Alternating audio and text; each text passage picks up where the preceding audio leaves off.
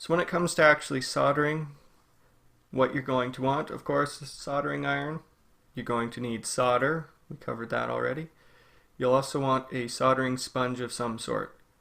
So this is a tip cleaner.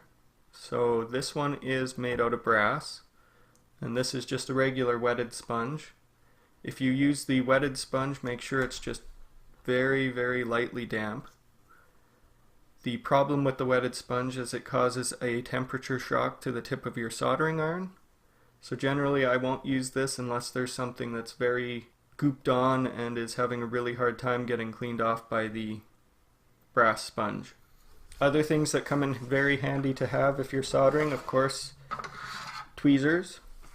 Depending on what you're working with, the tweezers can either help you pick up SMD components that are extremely small, or in the type of locking or reverse action tweezers can actually hold a component in place for you because they work backwards from regular tweezers.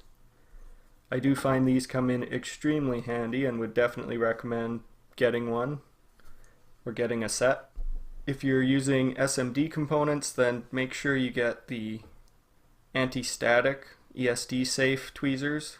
It's essentially just a coating on there that helps prevent any sort of static discharge. Integrated circuits do not enjoy static discharge.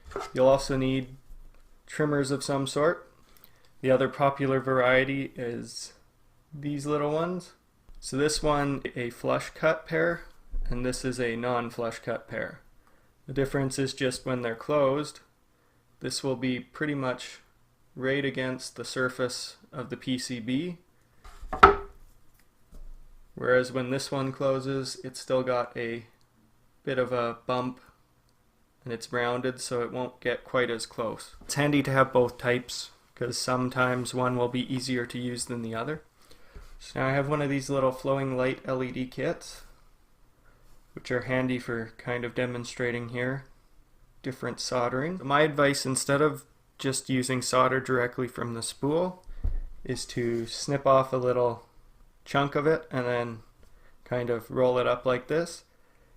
This will be a lot easier to work with rather than trying to maneuver the spool around and get it in places and all that fun. So doing this definitely comes in very handy. Some people complain that it wastes a bit of solder, but generally for me it wastes less than 1/4 of an inch.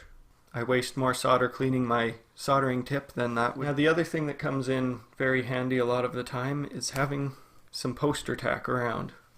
So poster tack is this sticky, it's not really sticky, but it's a rubber substance that is used for holding posters onto walls. It's generally either orange or white or blue, depending on what manufacturer it is. And it's called anything from sticky tack, poster tack, all sorts of different names for it, but it's all basically the same stuff, just different companies. First up here we're going to demonstrate some through-hole soldering. So this little kit has a handy potentiometer that has 3 legs on it, and as a general rule of thumb I keep my soldering iron at about 340 degrees. But when you apply some solder to the tip, there's going to be a bit of smoke. Now you can hone that in a bit more so that there is very little smoke coming off of it. And it'll all depend on what kind of stuff you're working with and what you get accustomed to. So if there's a temperature you're very comfortable with, if you're comfortable with a higher temperature for a shorter period of time, then that's fine. Again, it's just something you have to figure out through trial and error.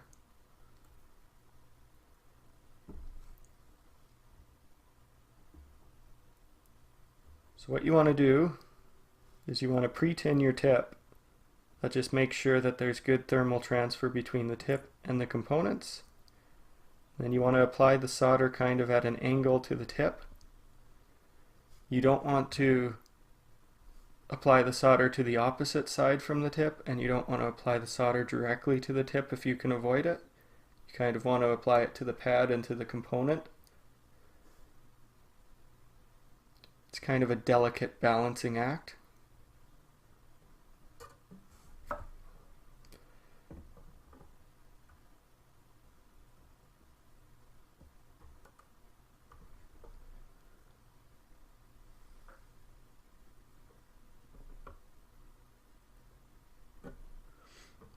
The other tricky part is you don't want to apply too much solder and you don't want to apply not enough solder. Generally, applying too much solder isn't going to be the end of the world, but applying not enough can potentially lead to bad connections. Didn't quite apply enough solder to them. You generally want it to look like a small little volcano or mountain.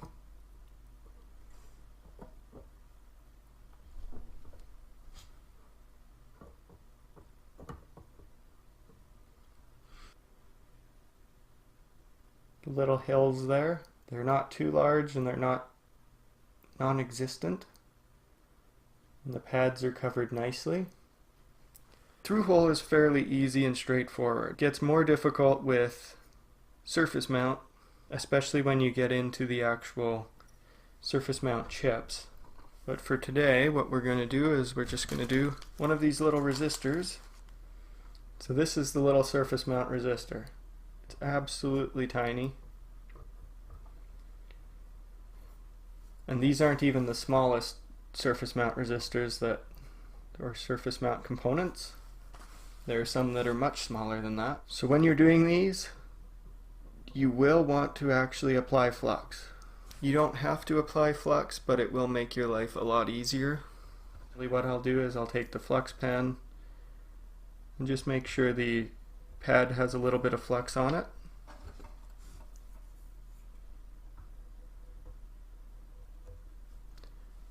You should be able to see there, the pad went a little bit cloudy, that's the flux on it. And then I'll make sure that the actual surface mount component has a bit of flux on it as well, on the two pads. This just makes sure that the solder is going to flow underneath and actually make contact with the component there. First thing we're going to do is we're going to put a little bit of solder on one of the pads.